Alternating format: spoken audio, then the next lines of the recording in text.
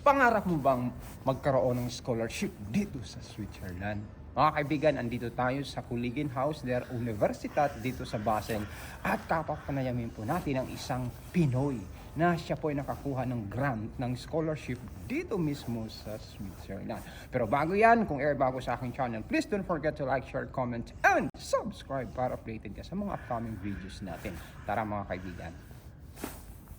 Hello po, magandang umaga. Grüezi, guten Morgen, guten Abend, guten Nacht, guten Abend sa lahat ng manonood po sa vlog ni Kuya Ferds. Ako po si Daniel Salunga. Ako ay kasalukuyang estudyante po dito sa Switzerland. Ako po ay galing sa Taguig City, Philippines. At ako po ay proud na anak ng isang tricycle driver at preschool teacher. Panahon yun ng pandemic, nag-work ako sa government and katatapos ko nung master's noong 2019. After 2 years, 3 years after that, naisip ko na parang gusto kong bumalik sa pag-aaral sa university. And so nag-check ako, may mga nakita akong post at nakita ko nga yung post ng Switzerland government, no, ng embassy ng Switzerland related doon sa scholarship.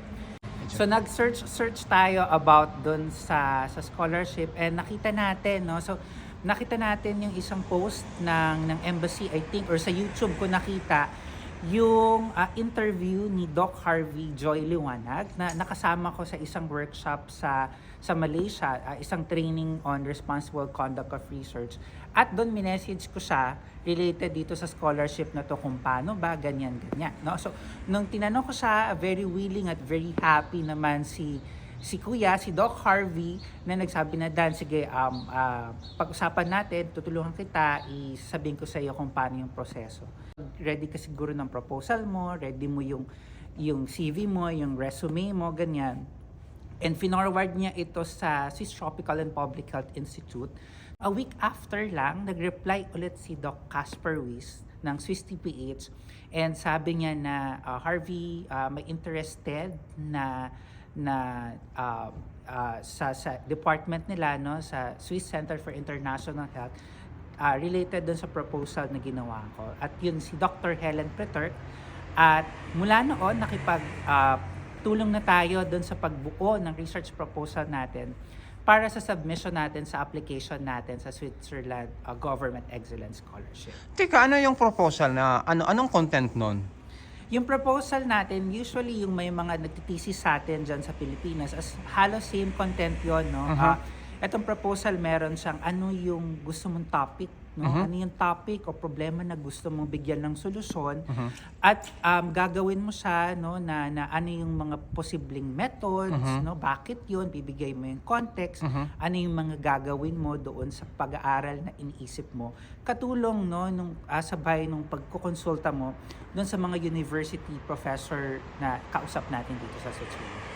Nag-inquire din ako sa ating embahada ng Switzerland sa Pilipinas. Okay. So, nag-email lang ako to them na I'm interested to learn about the scholarship, about this and that. And then, forwardan po nila kayo ng mga information packet related dito sa scholarship. So, yun yung susundan mo din doon para sa mga iba pang administrative requirements sa pagkuha ng visa, sa pag-contact din ng mga supervisors, sa mga iba pang dokumento na kailangan mong asikasuhin at ipasa sa embassy ng Switzerland sa Pilipinas.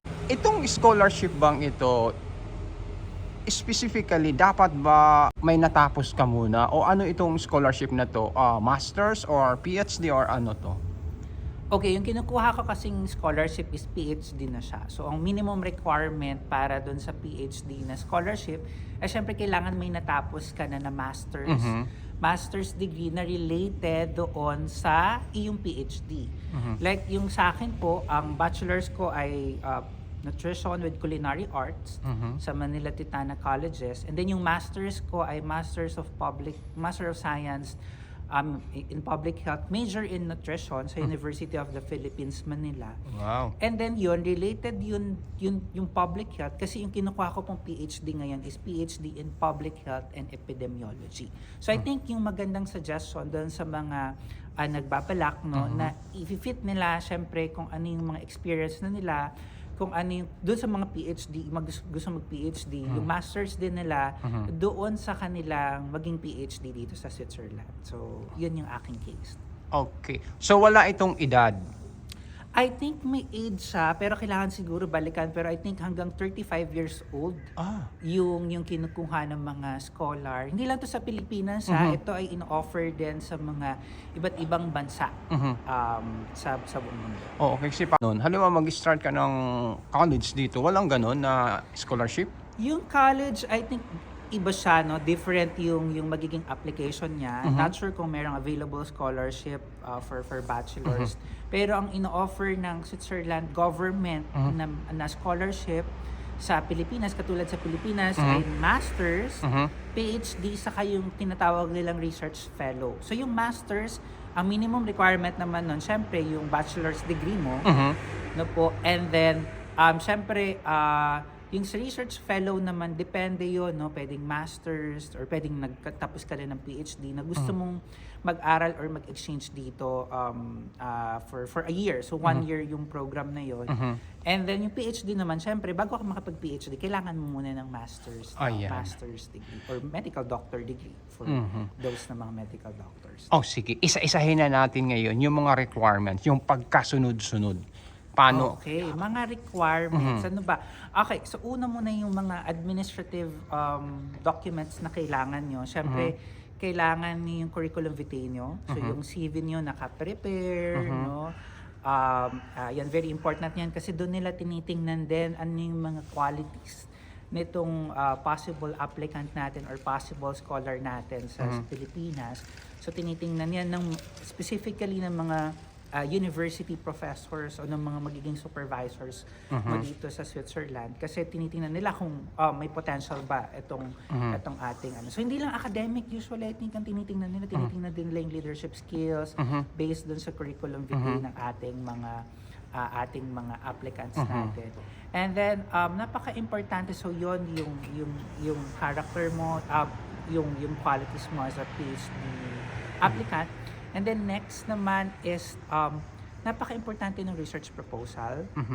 So yung research proposal, kasi ang gagawin mo dito ay research, no? So gagawa ka ng isang pag-aaral. So importante na meron ka ng idea kung ano yung gusto mong gawin, and then i-plot mo na yun, ano yung possible na context, bakit yun yung gusto mong gawin, and then may mga motivation letter kang ipe-prepare kung bakit mo gusto mag-PhD dito sa Switzerland, bakit kailangan mo yung scholarship at bakit mo deserve din na matanggap yung scholarship. And then yun, malaking bagay yung mga yun, pakikipag-usap din, pag-check lahat ng mga iba pang requirements, no? Then syempre, nandun na after all nun yung mga registration sa university, mga ganyan, and visa after na kung matatanggap. Kasi yung mga yun possibly after makapag-submit ka na ng ating mga requirements. And the rest of the requirements, I think hindi ko na siya ganun ma-enumerate isa-isa, pero I think it's all available dun sa mga website. I think na sa link na i-share din ni Kuya Ferd sa kanyang vlog. Okay. Nag-grant na ngayon, nag-umpisa ka na ngayon, ano pa ang mga prosesong pinagdaanan mo? At gaano ito katagal na proseso? Ilang buwan ka nag-antay bago ka nakalipad? Okay, I think Kuya Ferd, siguro i-share muna natin na yung first application ko ay hindi siya naging successful. Oy! Natapos lahat ng mga application requirements mo, isasubmit mo yon sa embahada ng Switzerland sa Pilipinas. Tapos pagkatapos nun, so from dun sa embahada ng Switzerland sa Pilipinas, ang gagawin nila dyan ay ipoproseso nila lahat ng mga aplikante, mga applications na yon, masters, PhD, research fellow, at pipili sila, no? So syempre pipili sila ng ipapadala nila sa Switzerland government. No? So from Philippines, so pipili, hindi lahat ng nag-submit, syempre limited lang din ng resources. Okay. Lahat hard copies, ipapadala nila ito by post sa Switzerland government. And by then, yung Switzerland government naman ay pipili na mula sa lahat ng applications globally. So hindi lang po Pilipinas. So may iba-ibang countries din na kasama yung parang word of competing, no, para doon sa scholarship grant. So then pipili yung Switzerland government doon sa lahat ng applications na tanggap nila worldwide at yun naman yung mga matatanggap na scholarship. Hindi tayo successful doon sa first application natin, pero hindi tayo nawalan ng pag-asa. Kasi ganun tayong mga Pilipino, hindi tayo agad nawawalan ng pag-asa. So, tiningnan pa rin natin yung possibility para sa second application, no? Tiningnan namin ano yung mga kailangan i-improve. It's sweeter the second time around, Yes. no? So we got in doon sa second application natin nung I think that's 2023. So nakakuha tayo ng scholarship and dun na nag-start ang lahat. So pinrocess na natin yung mga visa. So yung aming visa dito is a permit B. So yun yung ginagamit ng mga student dito para makapag-stay sila. And every year yun, nire-renew yung student visa natin. So at the same time, meron kang time para mag-work, di ba? Meron naman, actually, may pwede naman mag-work no part-time. Pero I think ang pinaka-focus pa rin natin talaga ipagbutihan yung pag-aaral. Saka yung mga work dito, kailangan din marunong ka na mag-German. No? So isa din yon. So isa sa kailangan natin, ano pa na tayo, basic German pa lang. Pero most, talaga, gusto natin talaga na mas focus tayo doon sa pag-aaral natin and other also co-curricular activities. So ang medium of speech naman dito ay communication is English, siyempre international. Yes, sa institute namin, sa Swiss Tropical and Public Health Institute, talagang it's an international community. So I think all people around the world are working in that institute. Kaya English yung aming language doon, no? Scholar ka na. Ano mga benefits nito? Ano ang natanggap mo mula sa gobyerno?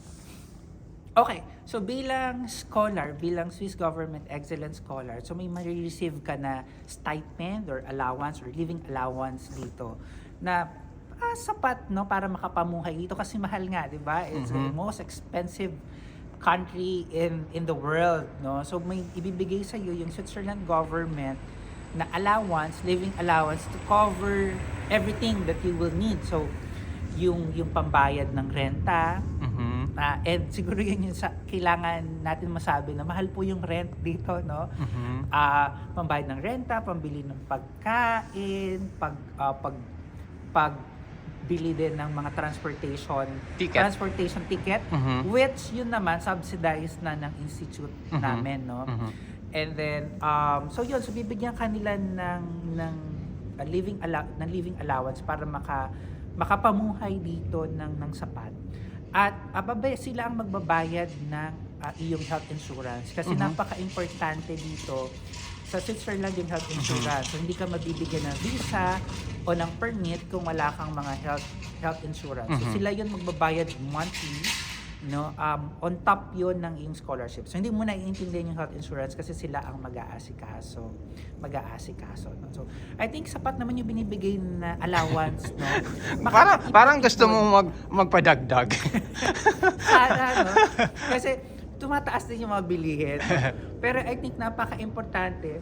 Tayo namang mga Pilipino ay very madiskarte. No? So kung madiskarte ka, makakaipon ka din doon sa allowance na binibigay. Pero syempre, mamuhay lang tayo ng student life. Yes. Simple lang. Pero yung apartment mo, sino ang pumili? Ikaw or paano? Yung first apartment ko, no, dati kasi nag-stay ako sa student housing, so makasama ko din mga students. Ang pumili nun first ay institute namin. No? So meron kaming housing unit, kumbaga, or housing office, kumbaga, dun sa institute. At nung una kong dating, sila yung tumulong na maghanap nun. Pero ngayon, kakalipat ko lang din kasi magsasara na yung student housing na yon. And hindi pa tapos yung ginagawang student housing building ng aming institute. So ako na yung naghanap ng place or bagong place na apartment. Ayan. So, masasabi talaga natin na pag ang pagpapala dumating, eto talaga gagana siya. Kailangan ng prayers. Okay. So, teka lang, nakalimutan ko pala. Importante ba yung grades mo? Tinitingnan ba yun sa curriculum mo? A grade sa Pilipinas? Oo. Sa scholarship? Ay, baka tiningnan nila. Pero kasi isasubmit mo yun pala, no? Kasama naman yung sa list ng requirements. Yung transcript of records mo, ng bachelor, sa ng masters, ilang units yun. Kahit siguro, I think, saan ka nag-aaral, chine-check nila yung mga yun. So, nagba-background check din sila. So I think tiningnan yon, baka hindi na sa akin sinabi. Oo. Pero mukhang tiningnan nila syempre yung mga Mhm. yun kung yung mga grades mo nung during bachelor's or during college, during masters. Okay. Sa Mhm. Switzerland scholarship, hindi mo kailangan ng IELTS or ng TOEFL. Oh, Di ba good. sa ibang countries, sa US, Mhm. saka sa Australia, sa United Kingdom, no, at iba pang European universities. Mhm. Kailangan mo ng IELTS or Mhm. ng TOEFL. Ito yung mga English English Test. certification, no? Mhm. Bago ka makapag-apply. Dito sa Switzerland scholarship, hindi. So malaking tipid na rin sa application yun. Tsaka Siguro doon sa lahat ng mga katulad natin no, na dati ay nangangarap lang. No? Siguro maganda kung may idea kayo, may pangarap kayo, ay yung idea na yun ay pwede natin gawa ng action. Mhm. So tingnan nyo yung mga information. Nandyan naman lahat ng information na meron about the scholarship. So puntahan nyo yung Facebook page ng Embassy ng Switzerland sa Philippines. So syempre hanapin nyo lang Embassy of Switzerland in the Philippines. nasa Makati yun. Yes, nasa Makati yun. Pwede kayong magtanong sa kanila sa Facebook, mag-message. Aha. Libre lang yun, no? And then i-google lang natin, i-search natin sa internet lahat ng possible information na pwede sa atin makatulong para dun sa application natin. At syempre, siguro Kuya Ferds, ang masasabi ko, katulad nung naging experience ko na hindi tayo pinalad dun sa una nating application. I think wag silang mawalan ng pag-asa, no? Sabayan din nilang ng dasal, sabayan din nila ng sipag at syaga doon sa kanilang application. Ilang taon pala ito? Okay, yung scholarship ay 3 years. 3 years, yung 3 taon yung scholarship. Ang ano dito, ang Switzerland government, every year yan nire-renew. So, isa yun sa mga titingnan nila kung nagpe-perform ba ng okay itong scholar na ito. Hindi siya yung, okay, the full 3 years, okay ka na. So, yung scholarship natin, scholarship na nakuha natin, every year siyang nire-renew. So, titingnan yan lang, okay, this year, first academic year, okay ba yung estudyante? So may mga meetings yan with the supervisor, professor, i-endorse ka nila kung okay ka pa bang magpatuloy for the next year. And for 3 years, yung ibibigay na support sa iyo ng gobyerno ng Switzerland. Okay, dapat talaga mag-aral ng matino kasi pwede ka pa na rin palang ma-eject mula sa school. Yes, correct. Pwede yun. So kailangan din natin paghusayan kasi oportunidad na yung binigay sa atin. So kailangan natin paghusayan. Kasi yung visa, konektado yan dun sa sa renewal ng scholarship mo. Kasi ang visa din dito ay nire-renew annually din. Yes. Pagkatapos ba ng schooling mo rito, ano ang future? Mag-i-stay ka or babalik ka sa ating bansang sinilangan? Okay. So pagkatapos naman ng scholarship mo, pagka nagka-graduate ka, no, wala namang bond na yung sa contract, no. Pero napakahalaga pa din syempre na kailangan isipin din natin na makabalik at makapagbigay tulong pa rin sa Pilipinas. Isa doon siguro, kahit hindi pa ako natatapos, yung mismo pinili ko talagang pag-aaral ay nakafocus din. Isa ang focus noon ay yung bansa natin sa Pilipinas. At kung matapos ka naman na ng pag-aaral, maganda kung may magandang oportunidad para sa Pilipinas para makapagbigay kaalaman ulit, makapagbalik, no, ng tulong sa bansa ay okay, no, so good yun. Kung may offer din dito, pwede din, hindi ka naman nila pinagbabawalan kung ano yung, or binibigyan ng restrictions kung ano yung mga pwede mong gawin after mong matapos yung PhD. Alright. Thank you, kaibigan. At ngayon, ang next natin, itutour mo ako dito sa campus. Okay lang ba yon? Sure, tara! Collegian House der Universitat ng Basel. Ito yung University Central College House, kumbaga.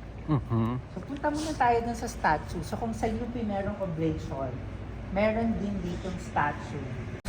Student and teacher statue siya. Okay.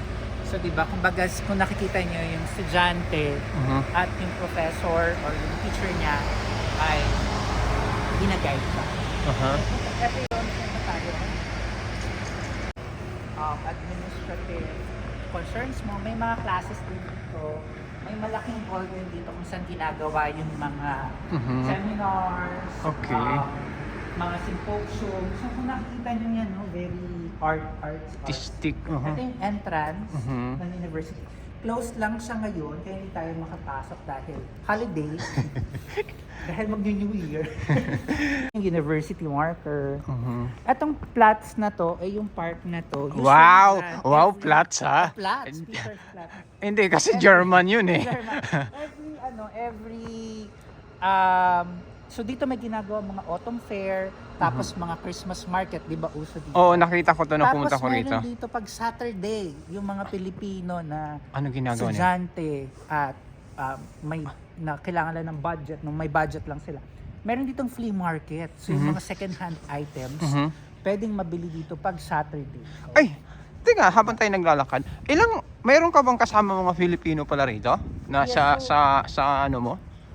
Sa university sa institute namin, specific sa Swiss PTH, meron pang 2 Filipino doon. Oh! So shout out kay Venus at kay Patricia. Si Patricia gumraduate na, and then kaka-graduate this year. Si Venus ay pag-graduate na, and then si Venus katulad ko din, scholar din siya ng Switzerland. So Okay. same kami ng scholarship. So naglalakad tayo ngayon. I think Bukasing Garden, so makikita nila yung University Botanical Garden. So ito ang Botanical Garden. Hello, pasok tayo. So napakaganda nito. Lalo pag spring. Yo, So, springtime. madaming flowers.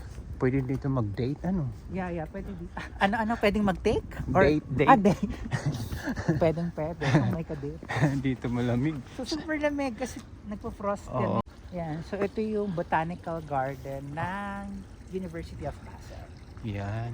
Tapos kasi pumunta sa library. Okay. So ganito po dito, hiwa-hiwalay din. No? So I think familiar sila katulad sa UP Diliman, sa UP Manila, ganun yung campus. Pero- Even, UST din. No? Pero sa UP, sobrang laki ng campus. Ay, ito din. Actually, buong city to, Kuya Ferd. Like, may University of Basel doon, history, nandito, engineering, biomed. Tayo ngayon, so sabi natin ito yung bibliotheque o yung university. Library. Meron pa rin dyan yung mga talagang kauna-unahang mga collection Ng books. ng mga books. Gumagamit ba ng books dito? Hindi na online? Marami pang mga estudyante na nagbo-books. Pero Talaga? may mga, naman, lahat ay computer na so advancing technology related to that. Actually, yung nilalakaran natin ay Bernoulli Strasse. So, Bernoulli Street. So, kung kakilala ninyo, hindi ko na alam kung ano yung na-event, pero about related hydraulic something or hydro something. Ayun yung Bernoulli Strasse. Yan. So, dyan daw dati nakatira si Bernoulli. So, Sino ba yun? Para isa mas, siyang sikat na scientist, Kuya para Fred. mas kilala. Marami lalo magka-interest pag nakita yung environment dito. Ano? Bakit may kitchen and garden na? Yan yung mga matatalinong tao. Ang trivia siguro sa atin para sa mga manonood mo, Kuya Ferds. Yung per municipality dito may public library. Oh. Na pwede kang pumunta. Okay, so wala kang kailangan daling ID or something. Kung gusto mo mag-aral doon, magstay sa kanilang mga public library, okay na okay. So walang entrance fee or something. So ito yung university library. Alam mo ba, habang naglalakad ka, parang nararamdaman ko, i-feature ka sa KMGS. Kapuso mo. Oo, katulad ni... Kapamilya. Oo. At ito naman yung harap ng Faculty of Medicine kung Sa- saan Saan, doon under yung aming PhD. saan dito yung ano to? Faculty of Medicine. Okay, ito. Yan, yung Wow, kulay pa lang eh. Panalo na oh. parang UST color, di ba? Oo. Sa mga natunood na taga UST. Nagturo ako dati sa UST. Nagturo? Yeah. Eh, So, ano ka pala? Bigati na sa Pilipinas. hindi po, sadyang lang tayo, malaking pangangailangan. Ayun ang gusto. Hindi, pero super enjoy ko yung pagtuturo. So ito yung tapat ng Faculty of Medicine. Okay. Good enough. Ay, hindi pala. Di pa... Campus. Okay. Pero okay. Pero yan ang hospital, nakita ko. Adulam. Meron siyang, para sa mga nagme-medicine, meron siyang tinatawag na Universitat Hospital. Oo, dito. Universitat Hospital. Oo. So, Ganun na ako ka ano. hindi natin magamit yung insura. Sana. Ang ganda rito, Yes. kaibigan. Ito yung gray. Ano Mhm. yan? Halos. So ang ganda, alam mo timing tayo dahil may araw ngayon. Ang Yeah, frost. Oo, yun lang. Kahit po may araw, napakalamig. Grabe yung kamay ko namulak. Tingnan mo yung mga mukha natin, tisoy, di ba? Talaga ba? Namumula tayo eh. Yun naman, ano yan, University Hospital pa din, pero focus sila sa mga bata. Ah, okay. Children's Hospital. Mhm. Kinder. Yeah, so yun yung Frosto. Woo! San lamig! Bagong installed lang. Aha. Ako university pa rin, kaya Aha. tayo pumunta dito kasi Mhm. ano siya, ito naman yung tinatawag na Biocentrum. Biocentrum. So dito naman yung mga research related sa biomedicine. Dito Mhm. ginagawa. Ganda. Pero may mga ano dyan, madalas may mga classes sa related to research method. Aha. Ayun, ito yung kanilang ito yung ang tawag nito, Marker ng marker. Parang gusto ko mag-aral tuloy.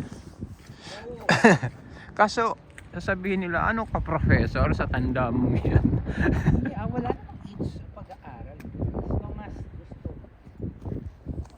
Parang gusto ko itong gawing caption ito, kaibigan. Boston University. Okay lang ba? Yung ano natin. Kunan ko nga ng picture, teka.